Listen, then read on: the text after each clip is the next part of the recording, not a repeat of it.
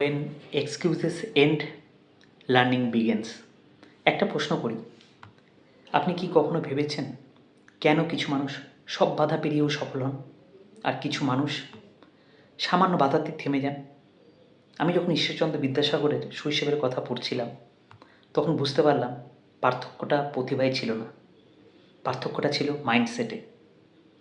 ঈশ্বরচন্দ্র বিদ্যাসাগর 1820 সালে 26শে সেপ্টেম্বর পশ্চিমবঙ্গের মেদিনীপুর জেলার বীরসিংহ গ্রামে একটি অত্যন্ত দরিদ্র অথচ সম্ভ্রান্ত ব্রাহ্মণ পরিবারে জন্মগ্রহণ করেন। তার প্রকৃত নাম ছিল ঈশ্বরচন্দ্র বন্দ্যোপাধ্যায়।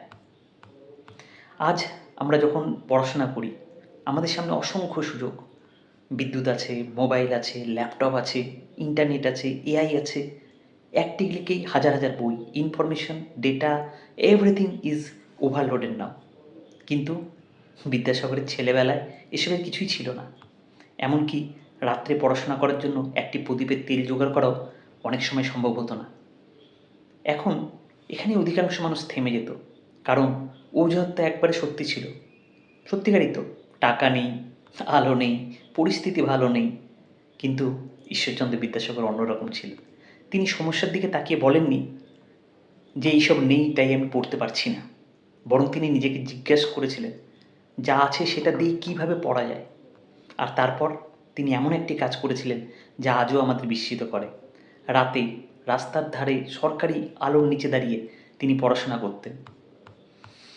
একবারে যদি আমরা চোখ বন্ধ করে কল্পনা করুন, জাস্ট একটি ছোট ছেলে, পায়ে হয়তো জুতাও নেই, ঘরে আলো নেই, কিন্তু জ্ঞান অর্জনের আগুন তার ভিতরে এতটাই প্রবল যে সে বাড়ির বাইরে এসে রাস্তার আলোকেই নিজের শ্রেণীকক্ষ বানিয়ে ফেলেছে। আমি যখন এই ঘটনাটি পড়ি আমি বিদ্যাসাগরের দৌড়তে দেখে অবাক হইনি, আমি অবাক হয়েছি তার সিদ্ধান্ত দেখে। কারণ বেশিরভাগ মানুষ পরিস্থিতির কাছে হার মেনে যায়, কিন্তু অসাধারণ মানুষ পরিস্থিতিকেই নিজের শিক্ষক বানিয়ে নেন।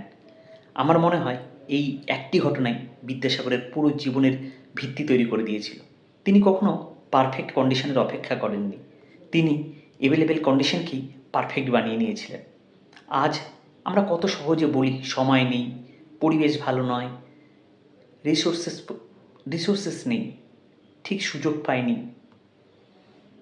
হয়তো এইসব অনেকটাই সত্যি, কিন্তু বিদ্যাসাগরের জীবন যেন আমাদের সামনে দাঁড়িয়ে একটাই প্রশ্ন রাখে, তোমার সত্যি রিসোর্সের অভাব নাকি রিসোর্সফুলনেসের অভাব? এই দুয়ের মধ্যে পার্থক্যটাই খুব গভীর। রিসোর্সেস যেটা কিনা বাইরে থাকে, রিসোর্সফুলনেস এটা থাকে ভিতরে। কিন্তু রিসোর্সফুলনেস খুব কম মানুষের মধ্যেই থাকে।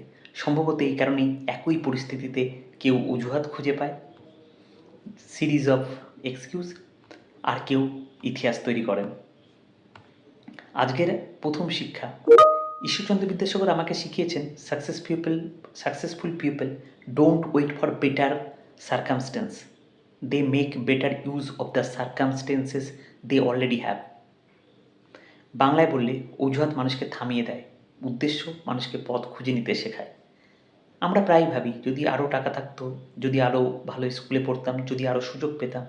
কিন্তু বিদ্যাসাগরের জীবন যেন আমাদের সামনে দাঁড়িয়ে প্রশ্ন করে, যা নেই সেটাই কি তোমার আসল সমস্যা, নাকি যা আছে তার পূর্ণ ব্যবহার না করাই তোমার সবচেয়ে বড় সীমাবদ্ধতা? তিনি আমাকে আরও একটি গভীর শিক্ষা দিয়েছেন, ignore what you don't have, think deeply about what you already have, then utilise it to its fullest potential.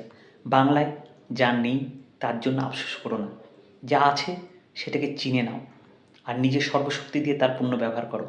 হয়তো এই একটি মাত্র মানসিকতাই একজন দরিদ্র গ্রামের ছেলেকে সময়ের অন্যতম শ্রেষ্ঠ শিক্ষাবিদ, সমাজ সংস্কারক এবং ঈশ্বরচন্দ্র বিদ্যাসাগর করে তুলেছিল। পরের পর্বে আমরা বিদ্যাসাগরের জীবনের এমন একটি দিক ডিকোড করব যা আমার মতে তাকে শুধু একজন পণ্ডিত নয়, একজন যুগান্তকারী মানুষে পরিণত করেছিল। তাই তিনি শুধু কঠিন বিষয় শিখতেন না, তিনি কঠিন বিষয়কে সহজ করে দিতে পারতেন। কেন তিনি বাংলা ভাষাকে সহজ করার জন্য এত লড়াই করেছিলেন, কেন তিনি বর্ণ পরিচয় লিখেছিলেন, কেন তিনি বিশ্বাস করতেন যে জ্ঞান সাধারণ মানুষের কাছে পৌঁছায় না, সেই জ্ঞান সমাজকে বদলাতে পারে না।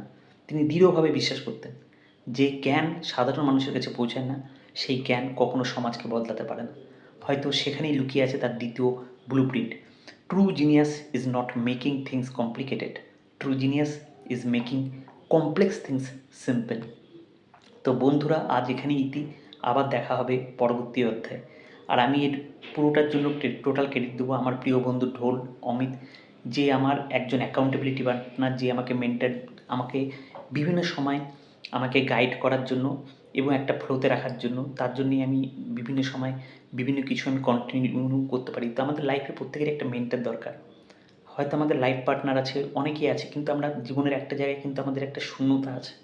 তো সেই জায়গাটায় হয়তো অনেক সময় একটা বন্ধু, যাকে সব কিছু বলা যায়, বা অ্যাকাউন্টেবিলিটি পার্টনার, যখন আমাদের কোনো বড় লক্ষ্য থাকে, আমার মনে হয় একটা একটা অ্যাকাউন্টেবিলিটি পার্টনার, একটা ট্রু মেন্টরের খুব দরকার। তো যাই হোক, ঢোল অমিত, তার বিভিন্ন রকম থিঙ্ক প্রসেস, থট প্রসেস, তার সব অনবদ্য সৃষ্টি সত্যি আমাকে ইন্সপায়ার করে।